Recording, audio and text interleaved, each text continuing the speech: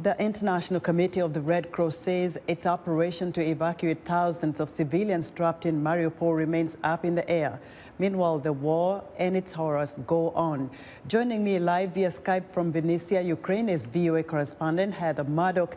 Heather, how has this war impacted children? Today we spent some time with families here at a camp that once was a school, and now it houses hundreds of people that have fled their homes.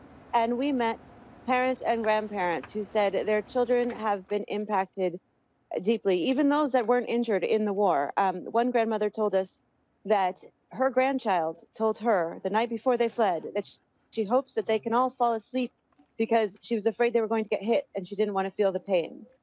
Other people said that their children, they have been displaced. One child even said that she knew. She looked about 4 years old and she said, I don't live here. I live in Kyiv, but I'm here escaping the bombardments. The United Nations says that half of the millions of displaced and refugees from this war are children, and the impacts on their lives beyond physical injuries are significant. So there's so much fear, Heather. There's so much desperation. What are local leaders telling civilians if this war continues for some months to come? There are local leaders telling civilians to be prepared for this war to continue for a long time, and without a particular limit as to how long that will take. We met the mayor today of this town, and he said that the defense forces within the town, the local defense forces, are teaching civilians how to protect themselves and encouraging them to learn how to use weapons. I asked him if he personally carries a weapon. He said, yes, I sleep with a pistol in my bed. Other people have told us here, other local leaders have told us that they themselves are prepared to fight. If the war comes as far as this town, they say every civilian will be ready.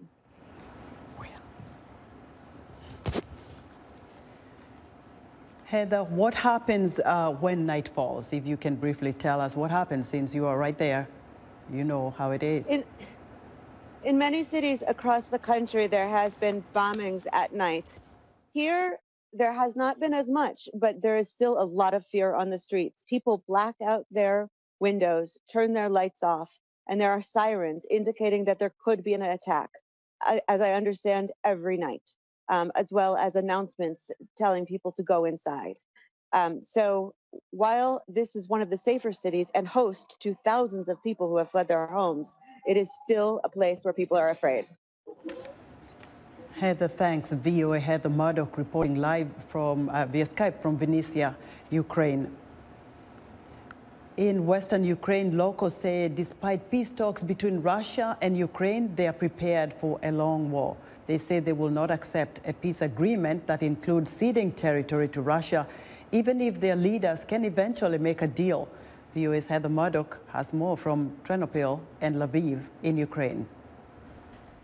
Here in Ternopil, a western Ukrainian city packed with displaced families, aid workers are preparing food, clothes, and other necessities for local war victims, and to send to the east, where battles still rage despite ongoing peace talks.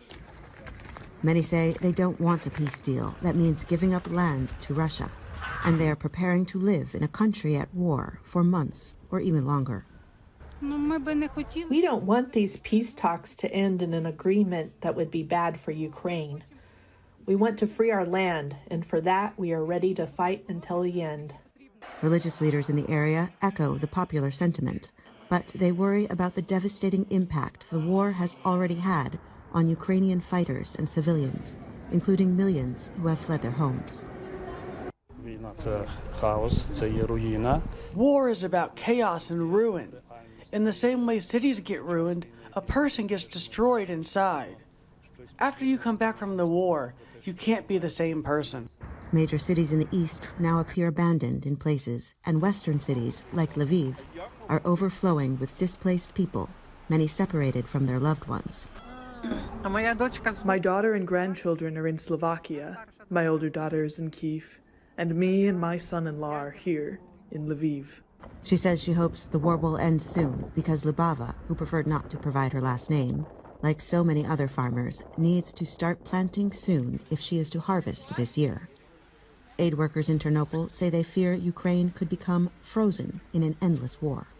And while they may reject the idea of giving up Ukrainian land, some volunteers say they still support peace talks.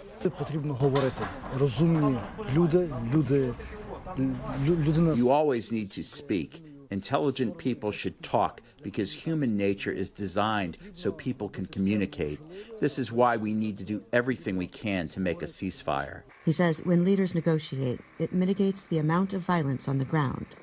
But other clergy warn that if a deal is reached, it will only be valuable if people keep the promises made in the pact. Heather Murdock, VOA News, Ternopil and Lviv, Ukraine.